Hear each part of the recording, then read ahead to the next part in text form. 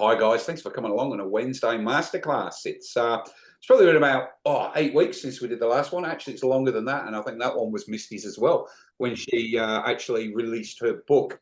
So we've got a few more people coming in. We'll just let them in. I'm letting them in. You're right, Jay. Okay. So as I said, this is being recorded. It's going to go through all of our socials and everything like that. So I appreciate everybody coming along. I'm going to ask everybody please to go on mute. What we're going to be talking about today is Misty's subject, which is overcoming the price objection. Beautiful. All right. Now, what Misty will do, Misty's going to talk for about 40, 45 minutes, which is simple for Misty. All right. We all know that one. And there will be 40, 45 minutes of pure gold coming out of it. So please listen. If you miss something, remember it will be recorded. I will send everybody an email so they can access the recording if they're not Be Connected World members. Okay. So what I'm quickly going to do now is we're going to start the session. So Misty Henkel. Misty lives in Queensland, Australia, is a sales trainer whose low-cost sales programs help hundreds of people every year increase their sales and make more money. Misty speaks to business groups each week on the topics of closing sales and overcoming sales anxiety and is available to speak at corporate events from $2,000.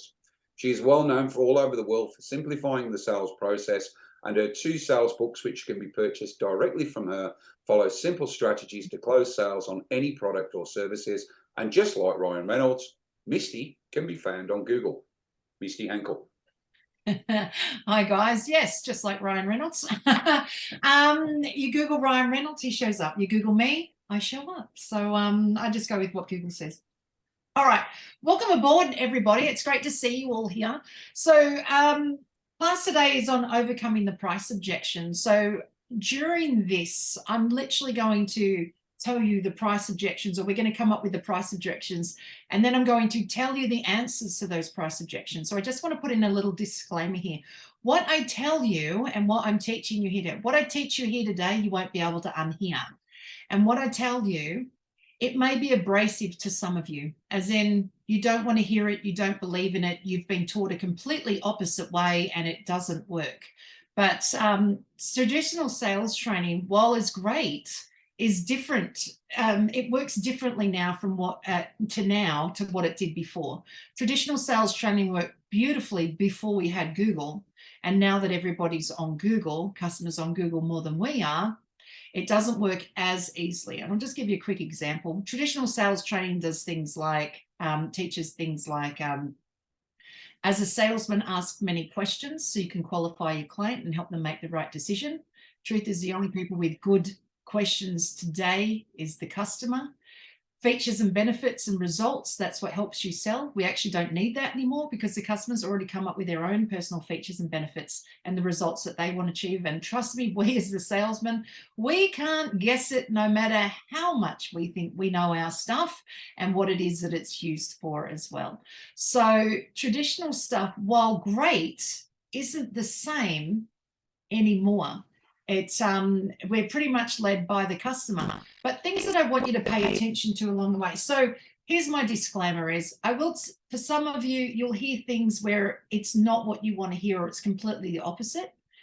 But if you relax and test it out, you'll find that most of the time it actually really does work, right? So, and I'm not saying this works every single time, because let's face it, more people aren't buying than are buying. So customer is saying no more often than they're saying yes. However, if you calm down and just relax with it, you'll find that the sales do come through easier as well. So things that you need to know as we get into this is, and you can take good notes, but like Jason said, he's recording, it's going to go up on the channels as well. So it could be one of those things where I think I want to write notes, but want to listen or participate. Don't worry too much, like just participate. You can go back to the notes, all right? So things that you need to know or that I need to remind you of is customers make comments. They do not make objections. A comment is, oh my God, I would never pay that. That is not an objection. An objection is when they actually don't buy. But most of the time, if I take us to a grocery store, most of the time we go into the grocery store with a very specific thing to buy, and we're not buying anything else. Then chances are we leave with a big bag of groceries. and we complain on the way out, how are you end up with this? Why does it cost $50? I was only after milk. And while we think we're objecting, clearly we weren't, because we walked out with it. So the truth is customers make comments all the time. They're not making objections. We salesmen turn it into objections when we try to combat what we consider an objection. Like, I would never pay that. Let me explain to you the price. The moment you go to explain, you've turned that comment into an objection. Now they can object. So things to know, customers they make comments, not objections. Customers' comments are mostly rhetorical. They just happen to be said out loud. Just because a customer said it out loud doesn't mean it's for us. It just happened that way. So if we just let them get their words out, probably find that they'll sort the rest of the problem out while they're at it. Just because a customer doesn't like it doesn't mean they're not buying. So just because they don't like the price doesn't mean they're not going to buy it. And it's interesting, right? Because some people can say, oh, that's too high. Others can say that's too low. I am notoriously known all over the world for low-cost sales programs. That's my thing, right? Do sales training all the time. And I am pretty much the low-cost training girl. I'm the queen of that, right? So I get a lot of pushback with, don't you value yourself? You should charge more than that. It's worth so much more than that. The truth is, it's just somebody else's thoughts about what it is that I'm doing. I also get a lot of people say, thank God it's that price. If it wasn't, I couldn't get any help. Here's what's ironic is if you go to buy something, imagine you went to the supermarket to buy milk, only to find that today all milk is free. How easily will you pick up those cartons of milk and leave with it? Or will you sit there wondering, why is it free? So it turns out it doesn't matter how much it costs, high, low, or free. As a customer, our first reaction is, I object. So let them get their objections out. All right. If a customer has made a comment, it means they're listening, and that's a good thing. So it's okay if they make comments. It's okay if they make complaints. It's okay if they make things that sound like objections. At least they were listening. Be more concerned about the person that doesn't make any comment and just keeps wandering around without actually talking to you at all. That's more of a problem than the person that's actually saying something out loud to you. The secret to the yes answer is firstly getting used to the no type comments. Notice what I said. I didn't say the no's, just the no type comments. So we've got to get used to that. Here's the thing. More people aren't buying than are buying. I was sent a YouTube video the other day. I think it was you, Stuart, sent me a YouTube video the other day. The sales trainer says, salesmen really have to be resilient because really if they talk to 250 people, 225 are saying no instantly. And of the other 25, 23 will say no after you speak to them a little bit more. That leaves 2 out of 250. Now, I think that's terrible odds, by the way, 1 out of 125. But the point is, the majority of people aren't buying, but they are collecting information. How we give out the information for them to be able to utilize better for them to buy becomes key to allowing the customer to buy, right? So the secret to sales is firstly getting used to the no type comments, and these no type comments can sound something like this. Oh, no, we'll get to that in a second. So other things, more people won't buy than will buy. No doesn't mean no, not ever. It possibly just means no for right now, or no, I'm still researching. All advertising is good advertising, and the fortune is in the follow-up anyway. So let's go back to the 250. I mean, if you're only converting 2 out of 250, my concern is, what did you do with the other 248? And did you just let them go? I'll tell you a quick little story. I went to this sales training, this free seminar a number of years ago. It was a guy who was a speaker coach. So he was coaching people on how to speak at events and interview famous people and they get known for it. It's a bit like on Amazon. If you write a book on Amazon, put it on Amazon, and then do the Amazon bestseller strategy to turn around and get the Amazon bestseller strategy. He kind of does the same thing with interviewing famous people, right? Anyhow, he turns up, I'm in Canberra, and it's free. And I thought it was like 4 hours from 8 until 12. Anyhow, when we get there, he said, just that, you know, we'll probably be here till at least 4 or 5 o'clock this afternoon because I've got a lot to tell you. Now, 800 people signed up for this, but only 80 of you have turned up. And here was what he said. What does it say about the other 720? And where they're going, yeah, right. And he said, now, of the 80 that are here, now that you know that we're not here for 4 hours, we're here for probably 8 or 9, I promise you, half of you will leave by lunch, which brings back only 40 of you. And then let's see who gets here, who stays between 4 and 5 o'clock this afternoon. It'll be less than half, right? Which leaves less than 20. He said, what does it say about you and your commitment? So I found that really interesting because we're sitting there going, well, I'm thinking, I'm not leaving, like whatever's going on, I'm cancelling the rest of the day because I'm not game enough to leave now. So that was my first thought. But afterwards, as a salesman, it had me think, yes, but what have you done with the 800? Because you're speaking here today to potentially 800, but 80 turned up. And then you're going to Sydney tomorrow, speaking to potentially 800, but only about 80 will turn up. And then you're flying to Melbourne to speak to potentially 1,000 people, but only, 10%, so 100 will turn up. I thought, what are you doing with all these people? Because you're flying all over the place, collecting people that actually noticed you. But it says to me that nothing in the follow-up. He isn't planning on following up. He wants people to turn up and buy right now, but he's not doing any follow-up.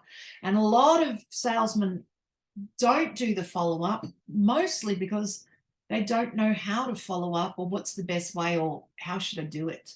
So these are simple things that we should be doing, but we need to have strategies around it. And these are some of the things that I have inside my sales books on different ways to set up follow-up systems, because it's really important to be able to have a follow-up system so that we don't have to, as I call it, plow through the numbers, so that we can actually, people found us to start with. So they did want us, but then we also did something to stop that. So if people are standing there in front of us, it's good for us to learn how to follow up in a less uncomfortable way. And I agree, most follow-ups are very uncomfortable. So learning how to do that less uncomfortably is good for everybody, you and the customer. The customer cannot be satisfied if they didn't buy your thing. They're not getting any help, and they're possibly not getting help from anyone else. So it's really important to know to sell to the ones that were standing there. All right. Any questions so far? Yes, Julie. One, you mentioned that you have some of these tactics in your book. Are you talking about a book that you sell, or is it a part of your course? No, I am talking about a book that I sell. So both of my books, they're $30 each. So both of my books, there's a follow-up section in both of them. They're $35 each to get in book format. And I also have at the top of the chat box, you can get it as a downloadable PDF for those who don't like books. I think you're crazy, by the way, but you can get it as a downloadable PDF for $10 each too. So I have them as PDFs as well. So, but and so where do we buy the real books? From me. Just write in the chat box. Email you. And I have a book, and I'll contact you. Yeah, just write, can I have a book? Okay. And then I'll contact you. Or I need a book on follow-up, and then you can go from there as well. Thank you, Julie, for asking. All right, so let's get into some more of the class. So if we're overcoming price objections, it's very important that we first know what are the price objections that show up. Now, I'm sure that we've all come across some price objections. Who wants to tell us? Let's put some hands up and let's get some price objections. What are the ones that show up? And we'll see if they're on my list, because I've got a bit of a list, right? What's something that shows up? Yep, Julie. It's not in my budget. It's not in my budget. Yep, that's a good one. Yep, Stuart, what do you got? I have to discuss this with my wife. Yep, got to discuss it with my wife. That's called a spousal objection. Yes. What's another one? Yep, Julie. We've already done this financial year's budget. Okay. Which means it's a whole nother year sometimes until you can approach that person again. Yep. Yep. I'll give you some. I mean, that's for a larger sale usually. Yep. You know. No, that's no problems at all. Larger price item. Yeah. Yep. No, that one works as well. Yep, Brenda. I only need this portion, so can I have it for less just to do this part? Yep. I need this part, right? part. Somebody else I'm does it gonna- for less.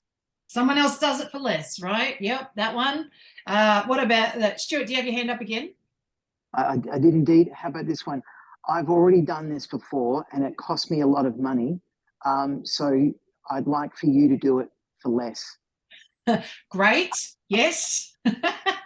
Yep, we've got that one. How about these ones? Can I have a discount? Is that your best price?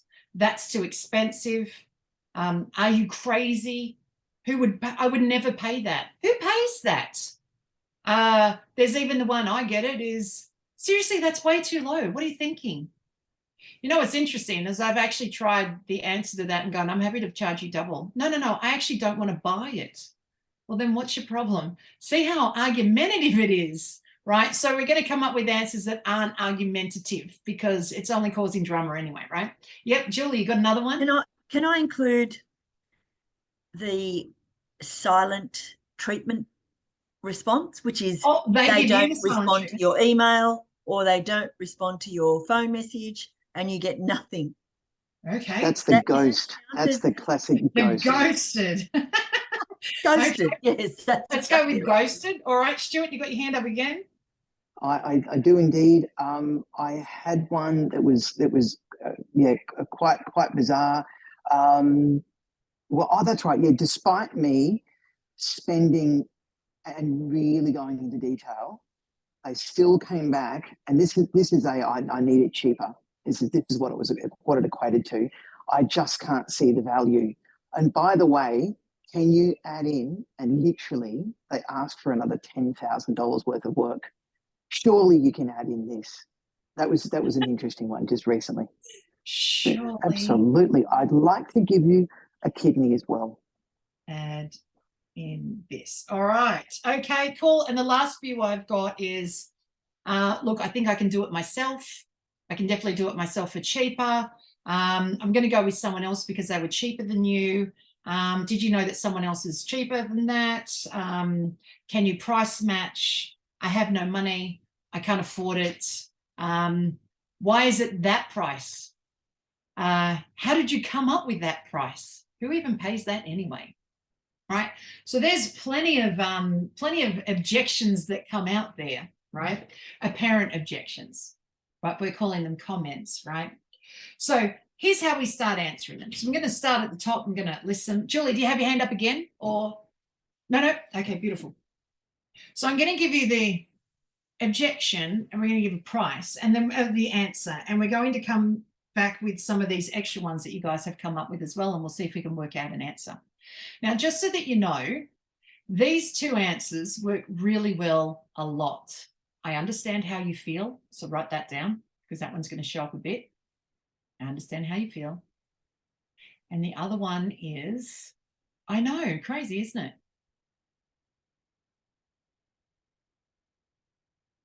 In terms of the spousal objection, I have to speak to my husband, or I have to speak to my wife, or I have to speak to my partner, or I have to speak to my mom, or I have to speak to my business partner, right?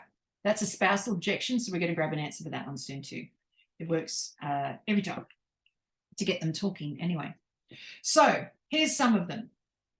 Can I have a discount? The answer is no. That's your answer. Can I have a discount? No. Now, understand this. It doesn't mean you can't do something for cheaper. It just means that that thing doesn't get a discount, right? Let's say, let's use Stuart as an example. Let's say Stuart was doing websites starting at $5,000 or Fiona was doing websites at $5,000. I'm just picking two website ones, right? So if you're both doing websites for $5,000, tell me exactly what it is and say, can I have a discount? The answer is no, but I've only got $2,500. There's a way forward. If you say no and give the customer the rules of that sale, the customer usually will have something to say. Well, I've only got $2,500. That's okay. I can do something else for $2,500. I just can't do that one, right? So you can charge less, but you have to give less. You can't charge less for the big thing. Understand this. Any discounts that come along, right, means that you've now stopped yourself from getting a referral later on. Quick show of hands. Who would love to get referrals all day long so you don't have to market yourself? I know, right? Wouldn't it be great? If only everyone could bring in referrals for us. The easiest way to get referrals is have rules around your price. This is the price, that's it, right? If you can tell someone the price and then they pay it, whether they like it or not, they can tell their friend, oh my God, I got this most amazing thing. I didn't like the price, but I got it. What's their friend going to ask? How much does it cost? If they say, oh, well, you see, I got this discount and I don't really know because I think I got it at a special rate, the friend can't buy. And it doesn't mean they weren't trying to get them a referral. It's just that they can't buy now because they don't actually know what the price is. So it's really important to learn not to discount. And here's how I know that we don't have to discount in order to sell. I worked in the bar industry for 10 years. So I was a barmaid for 10 years. I sold food and drink. If 10 people turned up ordering exactly the same steak and beer, you know how much of a discount I get for serving them in bulk, how much they get when it comes to the time for the bill to be out? Not a cent. I sold furniture, fantastic furniture, did that for many years. So that's the base furniture here in Australia. It comes at a package price. So when somebody says, you know, can I have a discount? That's the price. That was the only way we could answer it. I sold Apple computers. Doesn't matter how many a wholesaler buys. If I was buying in 5, let's say, Apple computers for the store to sell, let's say they were $2,000 each. That's how much I'd buy them in from Apple for, and I'd be able to sell them for, let's say, $2,200, right? If I was getting in 1,200 of them, so 1,200 of them, and I was selling them to a school, Apple would sell them to me at $2,000 each, and I would still be selling them out at $2,200. So having worked for Apple, they just give one price to everybody across the world, regardless of the volume that they're buying. And while we all complained, as the resellers, we complained, we still just fit in with what they said. We just did it. I sold patent and trademark applications for the Patent and Trademark Office here in Australia. People were calling up about trademarks all the time. How much does it cost to get a trademark? It starts at $420 for 10 years. I need 3 trademarks. Yep, starts at $420 for 10 years. That's it. There was no discount regardless of how much they bought. It's the same price all the time. And then to really top it off, so this is really my history on selling. Every product I've ever sold came at full price. And while people complained a lot, they still bought it. And then groceries. Doesn't matter how many groceries you buy. When you turn up the counter, somehow you're paying whatever they scan at, and that's it, right? So it doesn't matter how many blocks of chocolate. I've tried it. I bought 18 in one hit. You know what? They didn't give me 5 cents off. They made me buy them all at full price. So it turns out it doesn't matter how much you buy at the supermarket. When we get there, we can ask for a discount. They just laugh at us and say, no, what would you like to put back? So it turns out we buy stuff at full price all the time. So this is how I know that when you can answer this, can I have a discount? No, is a great answer. But other people give discounts, yes, but not me.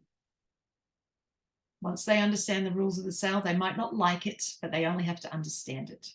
It might stop them from buying at the moment, but it doesn't stop them from buying while they're rethinking their thing, right? Is that your best price? The answer is what? Yes. Is that your best price? Yes. So I can't have a discount? No. What if I bring in 10 friends? No. So that's the price. Yes. Right? Nice and simple. That's too expensive. Here's the answer. I know, crazy, isn't it? That's one of the answers you can use. That's too expensive is also, I know how you feel. Right? Or, sucks, I know. The secret is you agree with them and stop talking. Because the truth is they're only telling you how they feel about the price. They're not really complaining or objecting about the price. They're just telling you their feelings in that moment. It's the same with this answer. I can't afford it, or I have no money. I understand exactly how you feel. That's your answer every time. You know, it's interesting. Traditional sales training used to teach the salesman that when a customer said they didn't have any money, that it was a salesman's problem and the salesman's problem to deal with. It doesn't work in today's world, not as easily. We can do it that way. It depends on where you feel on money. Do you like to hook people up so that they're, you know, really paying a lot of money that they don't have? or do you want to listen to the customer and help them out? Because if they say they don't have any money, chances are they don't have any money. That doesn't mean you get to serve them for free. It means that you just get to acknowledge where they're at. And again, it's rhetorical. It's not actually for us to answer for them. But if you think of it like this, right, or listen to it like this, I don't have any money. I understand exactly how you feel.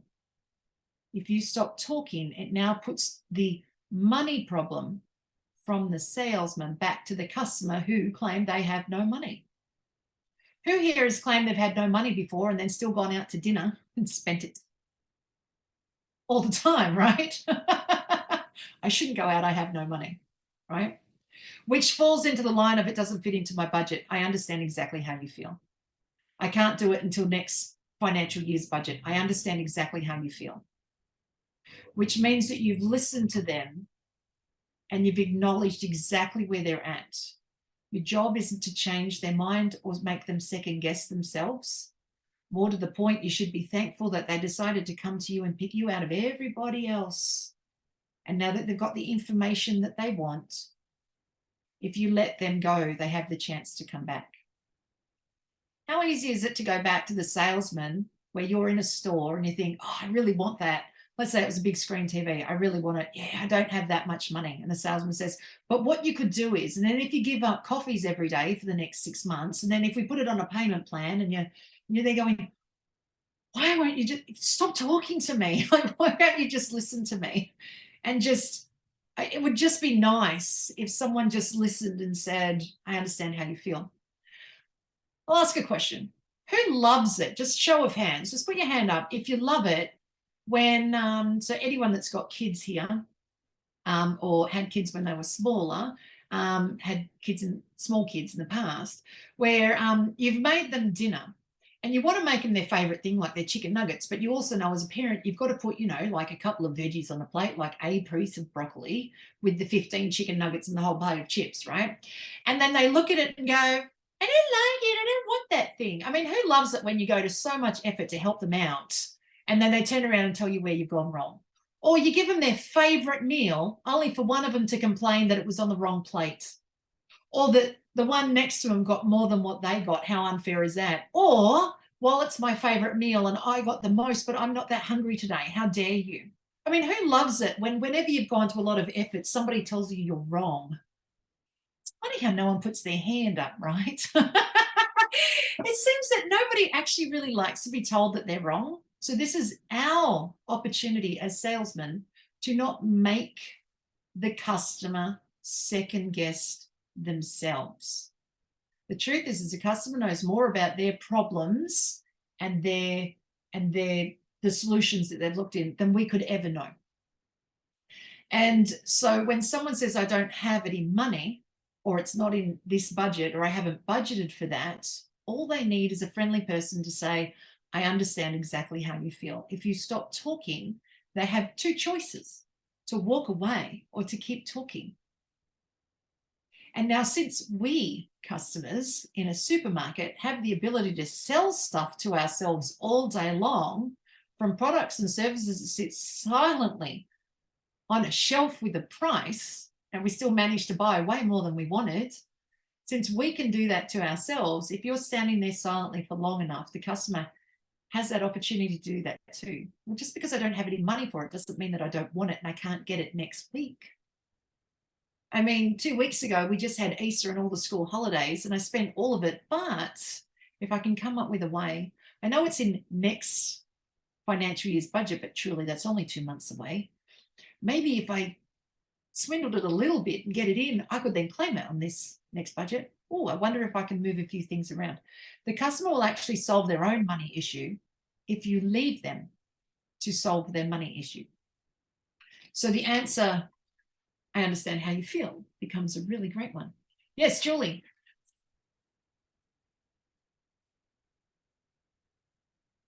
Sorry, it took me a while to unmute. How would you deal with that if it's an email? I'd love to buy it, but I really don't have any money right now. Yeah, right. Or it's not in our budget or any of those. Not in our budget. Yep, I would write back. Right. So if it was you writing to me, I'd love to do it, but I don't, it's not my budget right now. I'd write back, hi, Julie, I completely understand how you feel. Yep. And then send it off. Right. You just give them that one question. It's exactly that one statement. Yeah. They can read it. They can, if they don't have it, they don't have it. There's nothing you can do about it. Whereas if at least they've been listened to, they can come back to you. And that's more to the point. If someone doesn't have any money, there's nothing you can do about it. Even if you have all the finance options, but they don't believe in finance now because, you know, they can't guarantee ever paying that back, right? Yeah. So at least make it really easy for them to come back to you. Because it's an email, Mm-hmm. I get that statement. I think it's great. Would you add something like, I hope we can stay in touch, or I hope anything else to that? No. Just It's an leave it. email. If you say, I understand exactly how you feel, it leaves the door open for them to explain to you what it is. But also it allows for you to follow up with them later. Hey, I know this thing wasn't in your budget before. Just wondering, how's your new year going? Mm-hmm. Ask them any other question to get them talking. The goal becomes just get them to remember who you are. Right? So don't call to action. Traditional sales training must do a call to action. I don't know. COVID's given us everything online in that we don't have to do call to actions anymore. It's implied. I mean, we can come out networking. We can do an elevator pitch. And in an elevator pitch, it used to be, you would hear a lot, and different groups, you still hear it a lot, is, so if you know anyone that needs my service, just send them my way. The truth is you wouldn't have been out networking telling me that that's what you do if you didn't want me to send people your way. So when we put in a call to action, it's almost like telling a child or one of our kids, make sure that you open your window before you leave for school. I know, Mum, you tell me every single day. I get it, right? So it's like being told, treated like as if we're 5 years old. We just don't need calls to action. They were talking to you. Think of it like this. They were talking to you about your thing. They were asking questions about it. They asked for price, to the point. The price question, by the way, is where they're more than 50% over the line wanting to buy. But the price will determine whether or not they can or they can't right now. So when they send an email and say, it's not my budget right now, I understand exactly how you feel. They were talking to you in the first place. If you haven't treated them poorly, why would they go? They're not going anywhere. You just need to leave the door open. You certainly don't need to remind them to come back. They'll do that one to themselves. And often they'll leave with that, wow, I just got this email back that said, I understand how you feel. They didn't even try to convince me. It was so nice. And they'll think about it.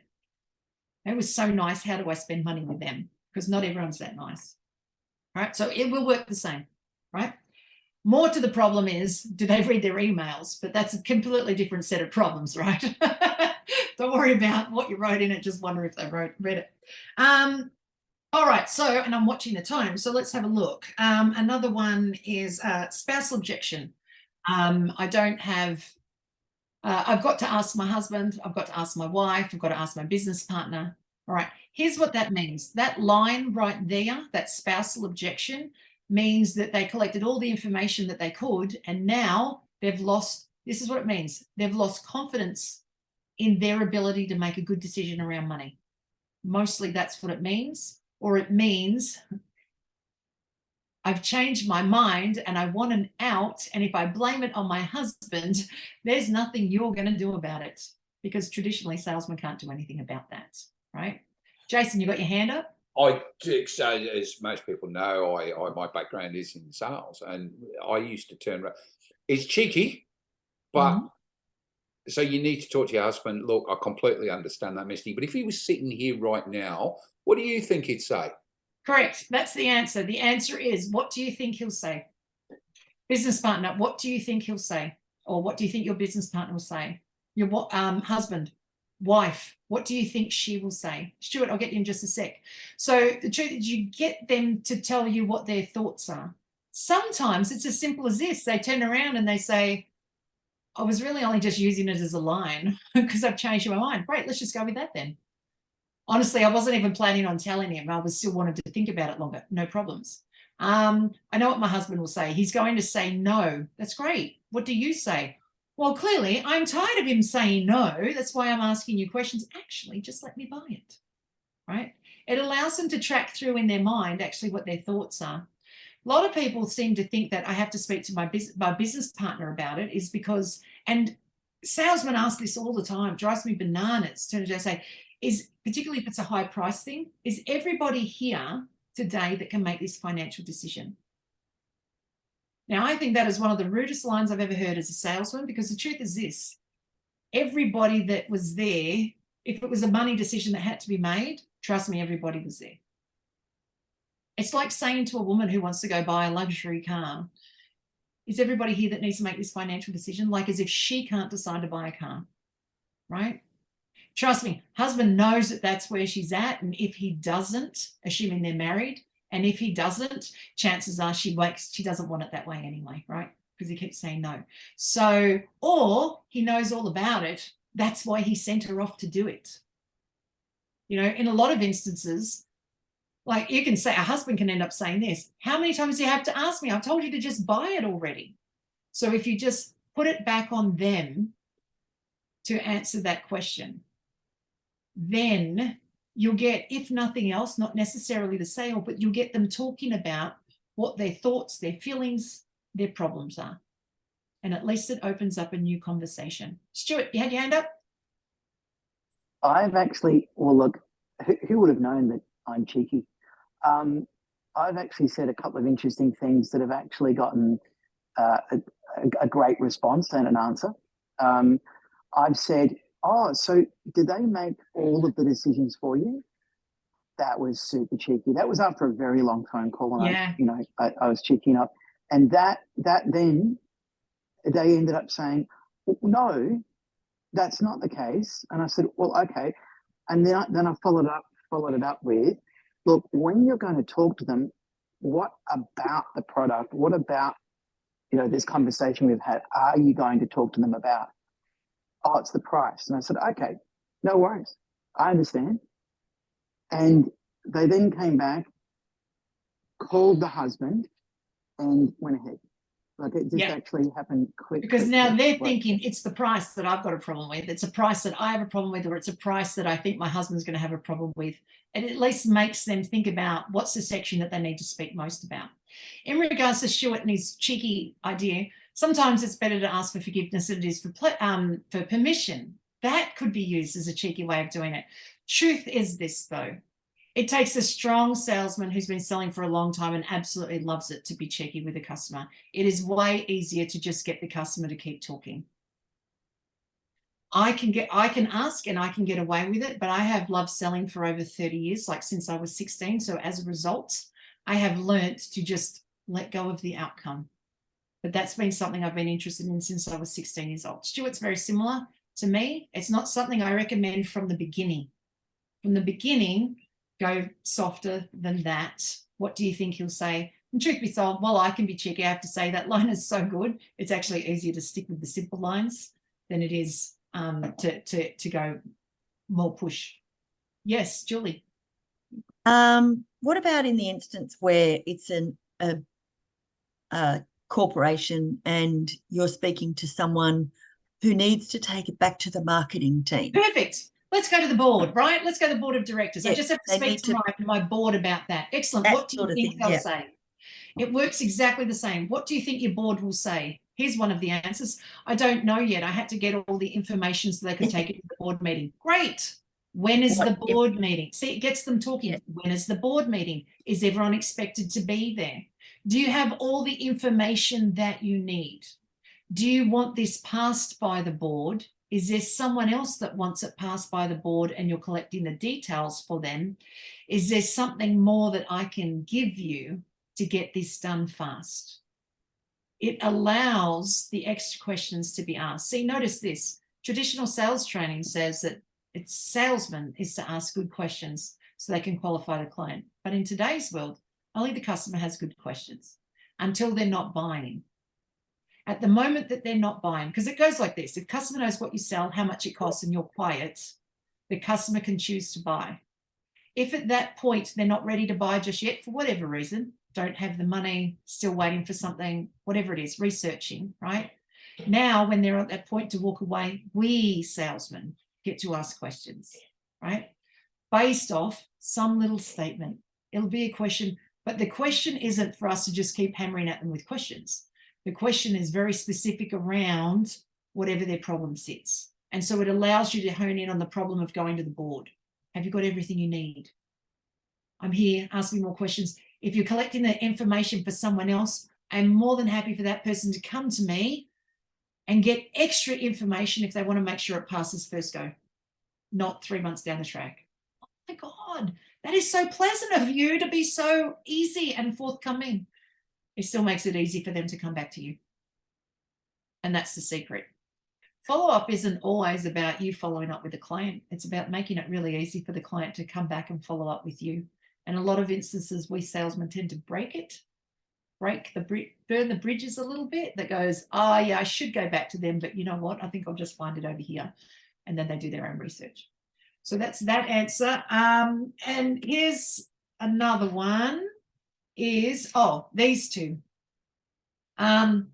Look, thanks very much for the price, but I think I can do it cheaper myself.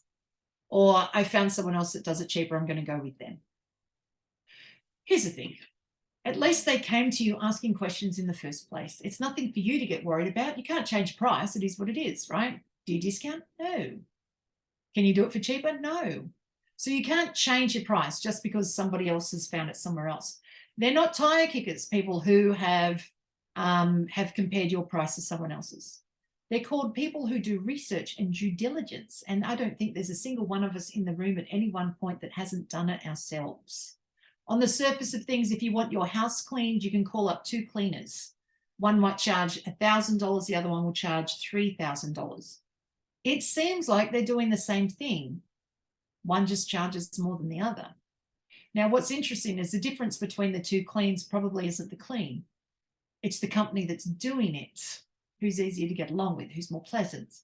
How do they put it together? Do you have to be there for any of it? Do you have to let them in?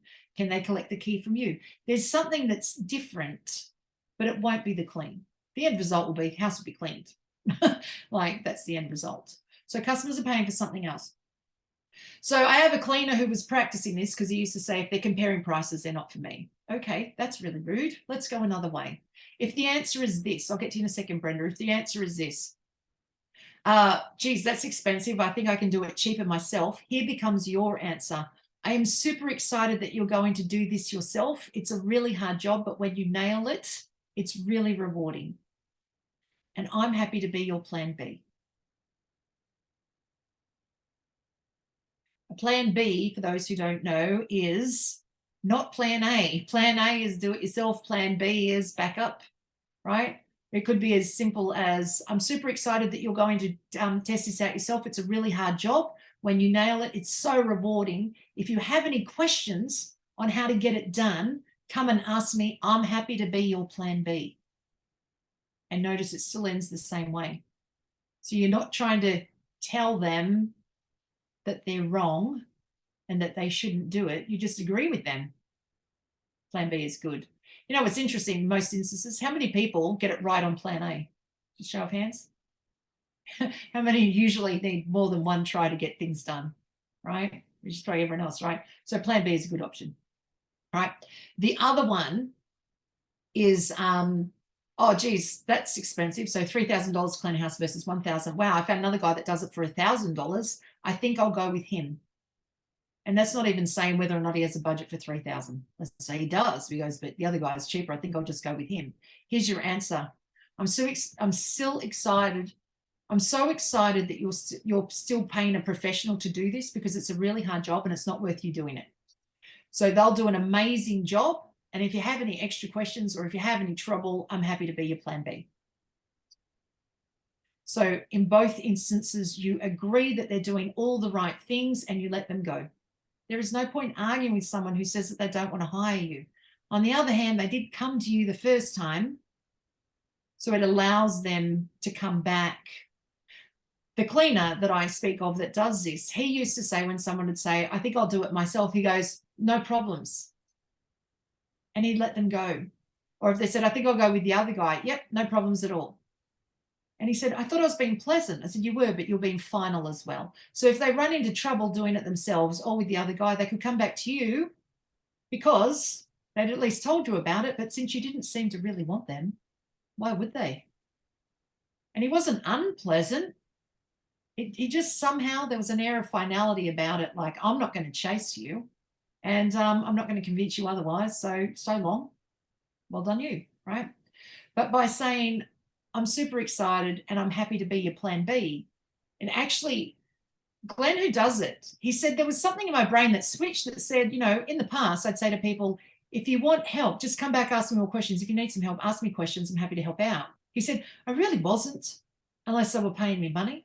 He said, when I become their plan B, he said, and I say, if you've got any questions or you need some help, I'm happy to be your plan B. He said, I actually really like it when people call, I can give them some help but not do the work. There's just something that switched in me that made me like the customer more, even though I wasn't getting paid for it. But it switches in the customer too, where the customer goes, wow, that was so pleasant. I could go back and ask. Plan A didn't work, I'll go to plan B. I already spoke to him. He said I could go back. He said I could ask more questions. He was really pleasant about it. He didn't try to convince me otherwise. I can go back and ask. And so it allows them to come back to you. So it moves your follow-up from you having to do all of it to the customer starting to follow up for themselves as well. And sometimes it only takes a couple of weeks and they change their mind. Brenda, you got your hand up? Yes. My question was, so under no circumstances do you try and get them to compare the two just to make sure they're getting the same thing? What's the point? It's one person's idea of comparison against someone else's. When I worked at Fantastic Furniture, people would come in and they'd say, oh, great, you do. We had this sign that said, if you can find exactly the same thing in another store for less, we will sell it to you for 10% less than the other person's price. So let's say I sold a stool for $25 and they found it in Freedom Furniture for $20. They'd then come to me and say, can you sell that to me for 10% less than the 20? And I'd say, it has to be exactly the same. So they've gone, no, it is. Great. What's the name of their chair? Because ours is called something different. No, it's exactly the same. Great. What's the warranty on that one? All right. And they wouldn't know. And I said, well, then it's not exactly the same. And they'd say, but it is exactly the same, except that I wanted it in orange. Oh, they didn't have yellow and you've got yellow. So it's not exactly the same. It's a different chair.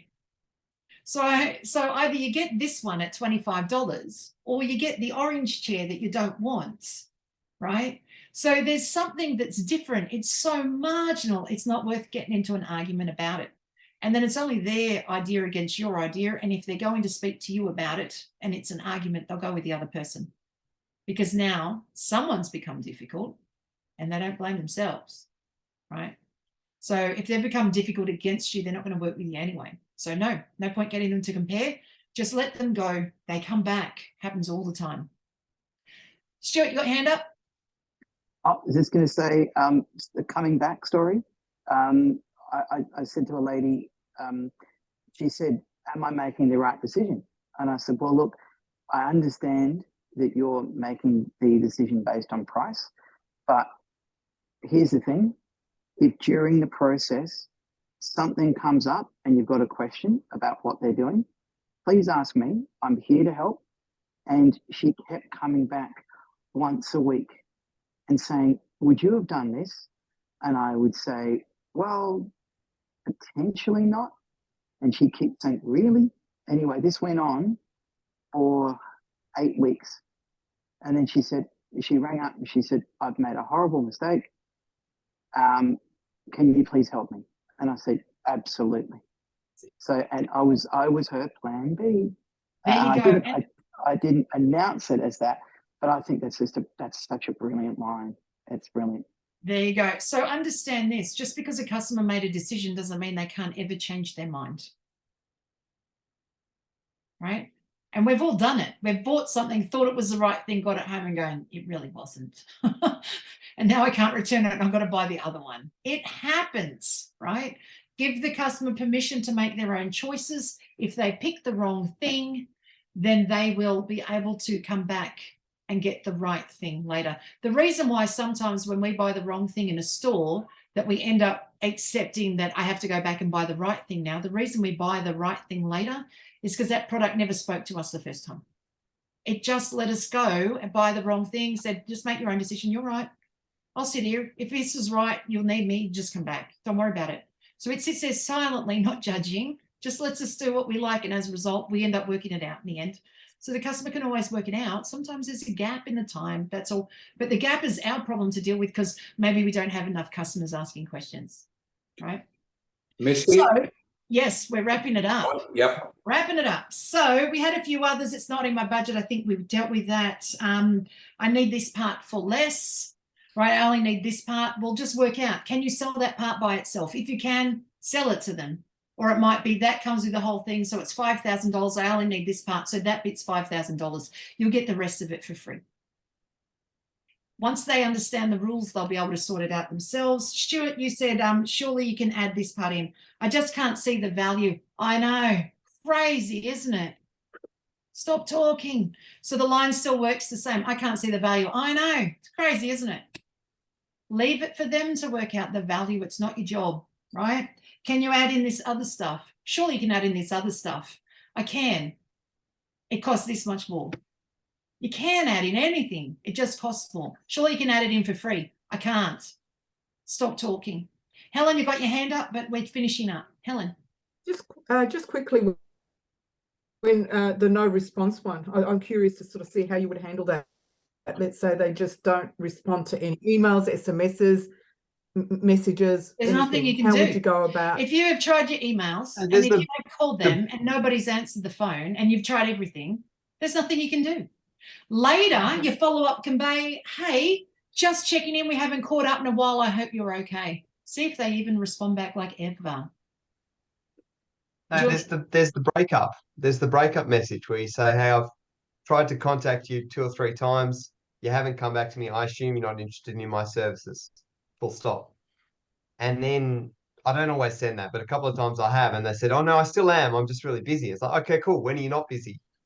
Then there you go. I like that. The breakup one. Yeah. That's cool. Yep. Yeah. It's really good because sorry, being Scott. being let go of, like no one likes to be rejected, and kind of dumped by the salesperson. And you're like, no, that's not fair. I've just been busy. Sorry. Yeah. Yes. Nice one. I like it.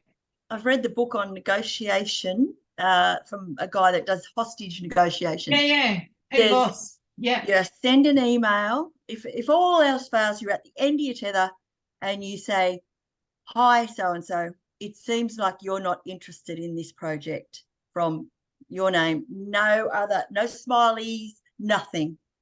And I've tried that quite a few times when I'm sure they're just, and I've had so many of them come back and go, I'm so sorry I haven't got back to, all apologetic, and then they quite often turn into a prospect. Yeah. There you go. Or a client. Yeah. Here's a great one for a follow-up. Do you need help with stage 2 of your project? So ignore whatever they were talking about before. They ghosted you on all of that. Do you need help with stage 2? And see if they come back.